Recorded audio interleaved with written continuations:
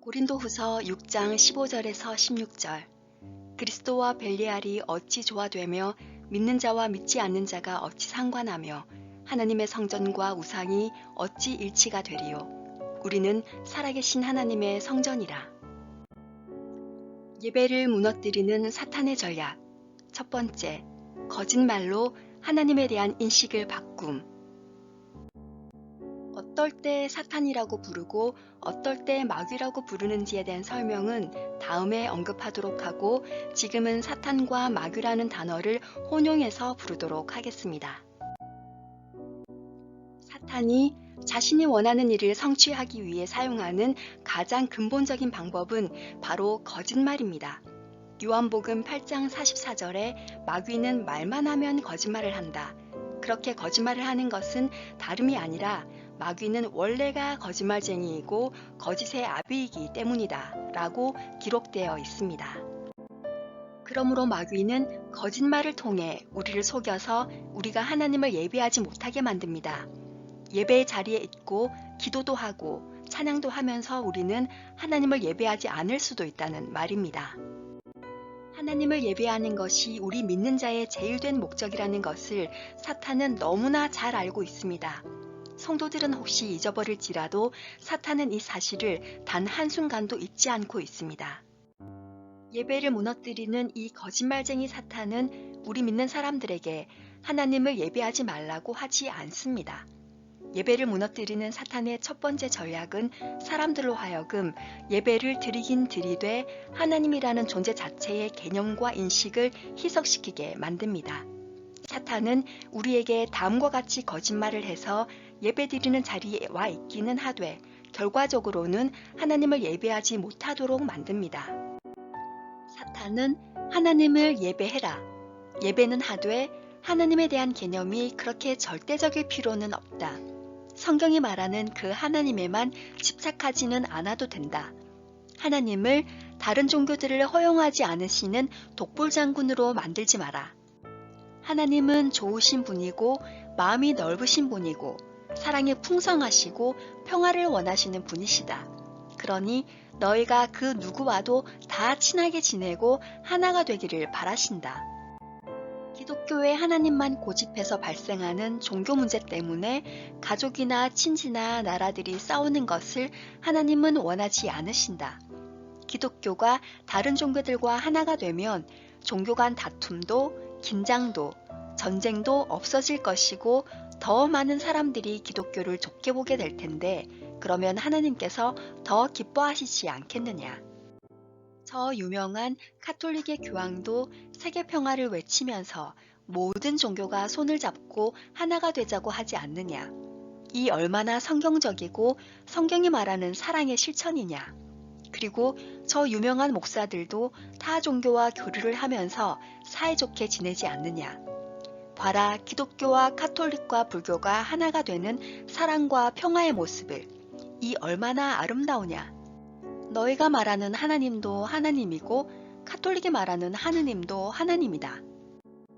그리고 한국에서는 하나님이라고 하지만 저 이슬람에서는 하나님을 알라라고 부른다. 언어가 달라서 단어가 다른 것뿐이지 하나님이나 알라나 같은 존재다. 또 너무 그렇게 기독교에만 구원이 있다고 고집 피우지 말고 저 세계적으로 유명한 땡땡 목사처럼 불교에도 구원이 있다고 말해라. 그래서 기독교가 독불장군이 아니고 사랑의 종교, 포용력이 좋은 종교라는 걸 보여줘라. 그러면 안 믿는 사람들이 기독교를 얼마나 좋아하겠느냐라고 마귀는 믿는 자들에게 거짓말을 하는 것입니다.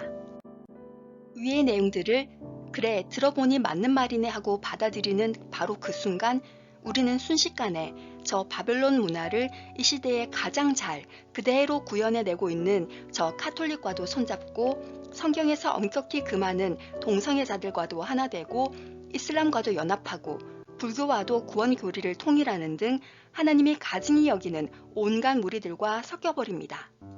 그 말은 곧 하나님과 성경과 기독교가 그 의미를 완전히 상실하는 것에 찬성한다는 말입니다. 사탄은 이렇게 평화, 하나됨, 사랑의 하나님 이런 성경에 있는 단어를 쓰면서 저 유명 종교 지도자들, 정치 지도자들, 세계적으로 또는 한 나라에서 영향력 있는 지도자들이나 단체들을 이용해 기독교와 카톨릭과 이슬람과 힌두교와 그리스정교와 심지어 이단들과 부족 종교들도 모자라 무당들까지도 하나가 되자 하나님은 인류 전체를 다 사랑하시는 사랑의 하나님이시다 하면서 선동을 해서 유일하신 하나님에 대한 개념을 교란시키면서도 마치 사람들에게는 성경이 말하는 사랑의 하나님, 화평의 하나님을 예배하고 있는 것으로 착각하게 만드는 것입니다. 하나님과 예배의 개념을 희석시키다가 결국에는 파괴해버리는 것이죠.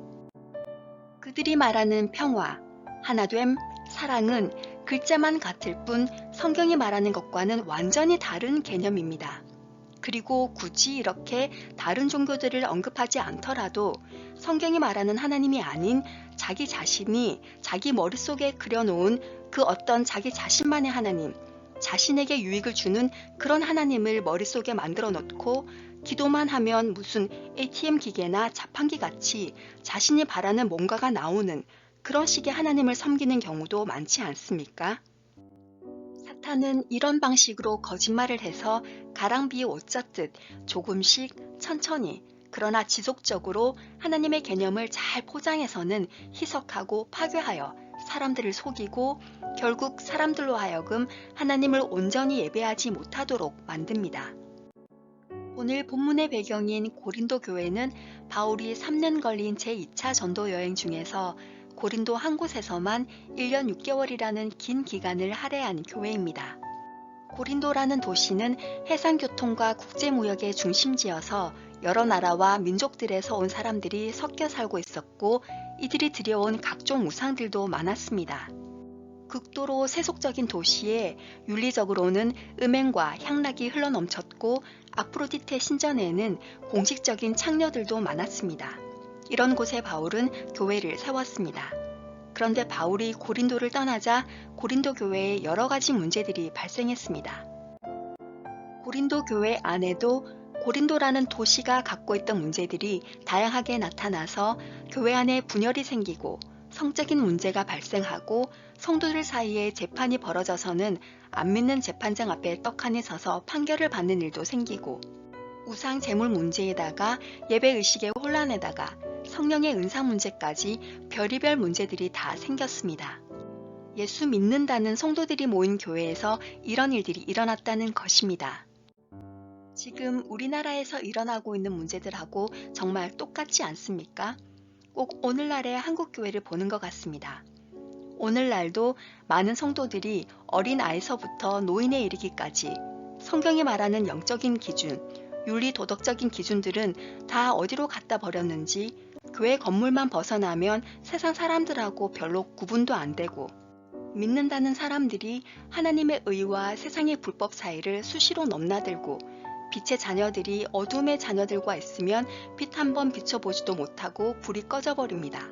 그리고 다른 종교의 잡신들을 우리 주 하나님과 동등한 위치에다 올려서 아니 우리 주 하나님을 다른 잡신들의 자리로 끌어내리면서까지 기독교와 타 종교들을 하나로 통합하려는 일을 저 대형교회 유명 목회자들이 앞장서서 하고 있고 신학교 안에 동성애 동아리가 버젓이 생겨나 있고 어머니와 중보자로서의 마리아라는 뜻의 M자형 전을 예배당 십자가에 걸쳐서는 예수 그리스도와 하나님을 모독하는 소름 돋는 일들이 곳곳에서 일어나고 있지 않습니까? 최근에는 코로나로 신자들이 미사에 참석을 못한다며 성당 의자에 신도들 사진을 크게 확대해서 사람 한 뜻 사진들을 줄줄이 앉혀놓고 저 로마 카톨릭에서 했던 그 미사를 또 저 유명 대형교회 땡땡씨가 그대로 재현을 해서는 교회 안에 성도들 사진을 확대해서 마치 죽은 사람 영전 사진 모시듯 의자에 앉혀놓고 예배 시간에 말씀 선포하는 강대상에서는 어처구니 없는 일이 있었지요. 그런 것은 누구 좋으라고 누구 보라고 하는 것이겠습니까? 하나님이 좋아하시겠습니까? 예배를 받으시겠습니까? 이렇게 고린도 교회 성도들은 예수님도 예배하고 동시에 벨리알, 곧 사탄 마귀도 허용하는 죄를 짓고 있는 상황이었습니다. 그런데 그 고린도 교회 상황보다 작금의 한국 교회 상황이 더 심각했으면 심각했지 덜하지는 않습니다. 여러분 기억하시지요? 이스라엘이 왜 그렇게 하나님께 벌을 받아 애굽으로도 끌려가고 바벨론으로도 끌려가고 광야도 돌아다니고 했었는지. 바로 이스라엘이 여호와 하나님도 섬기면서 동시에 바알, 아세라 같은 온갖 이방 잡신들도 겸하여 섬겼기 때문이 아니었습니까? 굳이 종교통합운동이나 다른 종교들을 거론하지 않는다 할지라도 여러분들 머릿속에 자신이 예배하는 그 하나님이 정말로 성경에 말하는 절대적인 하나님이신지 단 한순간이라도 성경에서 빗나가거나 의미가 해석되거나 다른 잡신의 개념이 첨가된 하나님은 아닌지 점검해야 할 것입니다. 여러분이 가진 하나님에 대한 개념이 올바른가 아닌가를 점검할 수 있는 가장 간단하고 확실한 방법이 있습니다. 그것은 바로 평소에 자신의 생각이 어디에 가장 많이 가 있는지, 그것이 성경적이어서 하나님이 기뻐하시는 것인지, 그리고 자신이 무슨 내용으로 기도를 하고 있는지를 살펴보면 되겠습니다. 예배드린다 하면서도 동시에 마귀의 이런 교묘한 거짓말에 속고 있는 사람들의 기도는 하나님을 마치 산타클로스 같은 존재로 만들어 놓고 선물 받기를 기대하는 아이들 같은 경우가 많습니다. 이것 주시고 저것 주시고 잘 되게 해주시고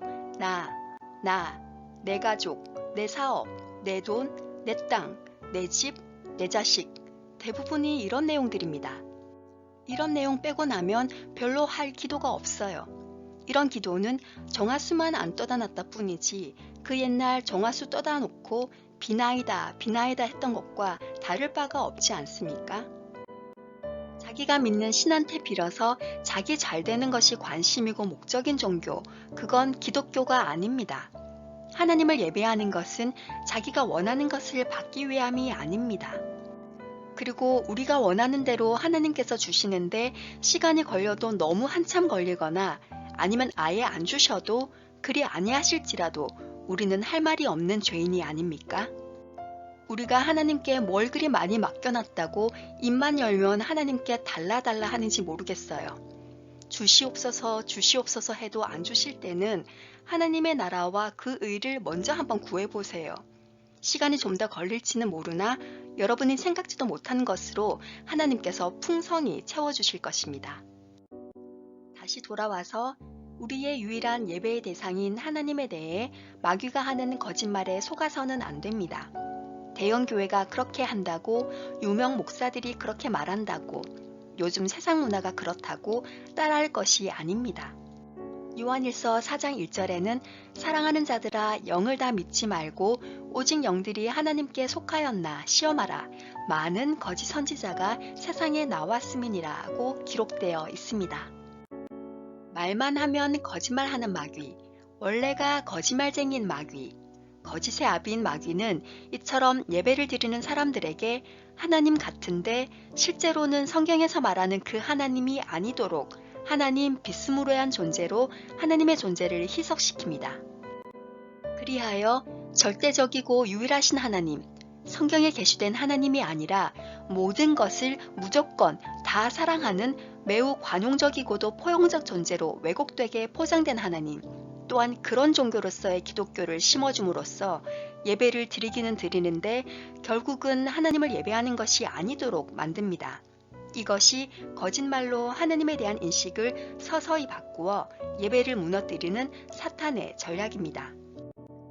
사족을 좀 달자면 특별히 영향력 있는 유명 교회, 대형 교회, 유명 목사와 그런 목사들의 연합, 분명한 목적을 가지고 행동하는 기관들, 예를 들면 WCC, WEA, NCCK 등이 이런 비성경적인 하나님에 대해 가르치는 것을 지속하면 그것을 듣고 있는 성도들, 특별히 한 교회에 오래 다닌 성도들은 쉽게 교회를 떠나지 못하는 상태에서 그런 왜곡된 하나님을 계속 예배하는 상태에 있게 되는 것입니다. 그러면서 자신도 모르는 사이에 그것에 물들고 동조하게 되기도 합니다. 그리고 교회를 옮긴다는 것은 이사하는 것보다 훨씬 어렵습니다. 특별히 요즘같이 성경만을 사수하는 교회와 목회자를 찾기가 어려운 시절은 더욱 그렇습니다. 그리고 그런 교회, 그런 목회자가 있다 하더라도 거리상의 문제로 옮기는 것이 그렇게 생각처럼 쉽지가 않습니다.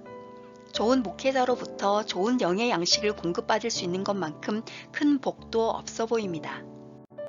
그러나 또 한편으로 자기 신앙은 자기가 지키는 것입니다. 아무리 바른 말씀을 전하고 바른 예배를 드려도 그곳에 앉아는 있는데 예배를 안 드리는 사람도 있습니다. 반면에 앞에서 전하는 자가 잘못 전하는 부분에 대해 성경을 근거로 영적 분별력을 갖고 하나님이 받으실 예배를 드리는 사람도 있습니다. 함께 모여 예배하지만 또 한편 예배는 하나님과 자신 둘만의 문제이기도 하기 때문입니다. 오늘 본문 말씀처럼 그리스도와 벨리알은 조화될 수 없습니다. 우리는 하나님도 예배하면서 동시에 다른 어떤 것을 예배할 수 없습니다. 우리가 예배하는 대상인 하나님은 유일하고 절대적이며 대체 불가하신 분입니다. 우리는 아주 그럴듯하게 포장해서 하나님의 개념을 왜곡시키는 거짓말쟁이 마귀에게 속지 말고 깨어서 온전히 성경에서 말하는 하나님만을 예배하는 성도가 되어야겠습니다. 이제 예배를 무너뜨리는 사탄의 전략 두 번째를 보시겠습니다. 예배를 무너뜨리는 사탄의 전략 두 번째, 거짓말로 교회를 세속화시키고 거룩함을 제거함에 대해서는 다음 동영상에 업로드하겠습니다. 이상 설교문 잘라서 읽어드리는 올리고스TV의 설시아였습니다. 가랑비 옷젖듯 하지만 강력하고도 지속적으로 교회와 목회자들과 신학자들이 하나님의 개념을 변개하려는 시도에 앞장서거나 동의해 왔습니다. 그 결과 많은 성도들이 자이든 타이든 변개된 하나님의 개념을 받아들이고 동의하며 예배를 드리게 되었습니다. 매우 안타깝고 때로는 거룩한 분노가 생기기도 합니다. 게다가 예배가 동영상으로 많이 대체되면서 온전한 예배를 드리거나 예배에 집중하는 성도들이 대폭 줄었습니다. 그리고 슬프게도 앞으로는 더욱 많이 줄어들 것입니다. 하나님과 예배에 대한 개념이 희미해지면 희미해질수록 우리는 영과 진리로 하나님을 온전히 예배하는 자로 굳게 서십시다. 오늘 컨텐츠는 2005년, 2014년, 그리고 2020년에 작성된 3편의 설교문을 편집한 내용입니다. 동영상의 제목은 설교 원문 내용을 벗어나지 않는 범위 내에서 크리에이팅된 것이므로 원래의 설교 제목과 다름을 밝힙니다. 그럼 다음 설교문으로 곧 찾아뵙겠습니다. 감사합니다. 구독과 공유도 부탁드립니다.